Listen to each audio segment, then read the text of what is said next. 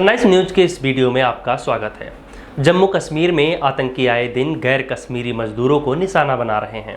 बीते रविवार को भी 3 बिहारी मजदूरों को गोली मार दी गई। हमले में 2 मजदूरों की मौत हो गई। इन हमलों के बाद बिहार के लोग और पलायन का मुद्दा अब चर्चा में है। इससे पहले लॉकडाउन के वक्त यूपी बिहार समेत कई राज्यों के मजदूर चर्चा में आए थे, जब वो हजारों किलोमीटर का पैदल सफर करके अपने घरों की ओर जा रहे थे। समझते हैं कि आखिर क्या वजह है कि बिहारी अपने बिहार को छोड़कर दूसरे राज्यों में पलायन करते हैं। बिहार के आर्थिक हालात कैसे हैं, शिक्षा की स्थिति कैसी है और स्वास्थ्य सुविधाओं के मामले में बिहार देश में कहाँ खड़ा है।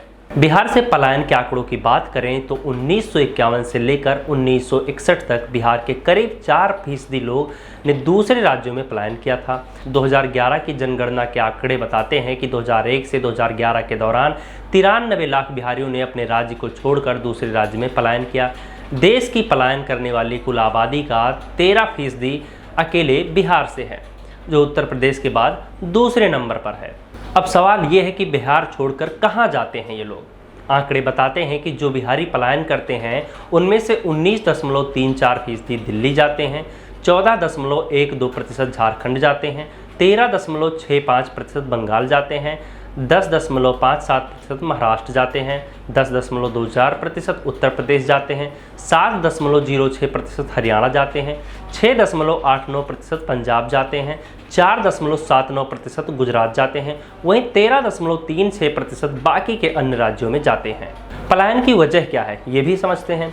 बिहारियों के पलायन की सबसे बड़ी वजह रोजगार है। आंकड़े बताते हैं कि आधे से ज़्यादा यानी 55% बिहारी रोजगार की तलाश में दूसरे राज्यों की ओर पलायन कर रहे हैं। इसके अलावा शिक्षा, स्वास्थ्य, व्यापार और भी कारण हैं जिसके चलते लगातार बिहारी पलायन कर रहे हैं।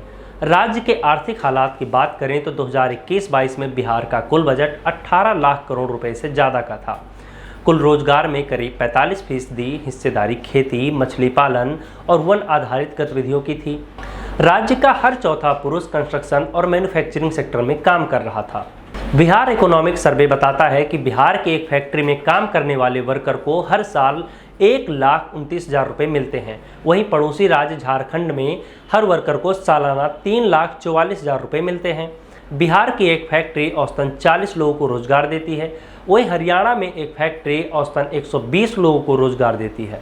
बिहार में शिक्षा का क्या हाल है वो भी जानते हैं। 2011 की जनगणना के मुताबिक बिहार में साक्षरता दर 61.80 है, जो कि देश में सबसे कम है। स्कूल में एजुकेशन क्वालिटी इंडेक्स 2019 में 20 बड़े राज्यों में बिहार 19वें नंबर पर है। इस इंडेक्स में केरल टॉप पर है। प्राइमरी स्कूलों में बिहार में एनरोलमेंट रेशियो 100% है, लेकिन सेकेंडरी स्कूल तक आते आते एनरोलमेंट रेशियो 47% हो गया है। यानी जैसे जैसे क्लास बढ़ती है एनरोलमेंट रेशियो गिरता चला जाता है। इसे ऐसे समझते हैं कि 5वीं क्लास में पढ़ रहे 24% स्टूडेंट ऐसे हैं जो 6ठी क्लास में जाकर आगे की पढ़ाई नहीं कर पाते। आंकड़े बताते हैं कि बिहार में बड़ी तादाद में ऐसे बच्चे हैं जो तैयारी के लिए या फिर ग्रेजुएशन की पढ़ाई के लिए दूसरे राज्यों में जाते हैं। बिहार में स्वास्थ्य सुविधाओं की बात करें तो हेल्थ इंडेक्स रिपोर्ट 2019 के आंकड़ों के मुताबिक बिहार दूसरे राज्यों की तुलना में स्वास्थ्य सुविधाओं के मामले में भी पिछड़ रहा है। अस्पताल में होने वाली डिलीवरी के मामले में बिहार देश का दूसरा सबसे खराब राज्य है। यानी कि बिहार में बेहतर इलाज, अच्छी शिक्षा और रोजगार न मिल पाने की वजह से ही बिहारियों को दूसरे राज्यों में पलायन करना पड़ रहा है। फिलहाल इस वीडियो में इतना ही। आगे की और अपडेट के लिए हमारे यानी सनराइज न्यूज के साथ जुड़े रहिए। अगर आपने अभी तक हमारा चैनल सब्सक्राइब नहीं किया है तो फटाफट आप सब्सक्राइब कर लीजिए।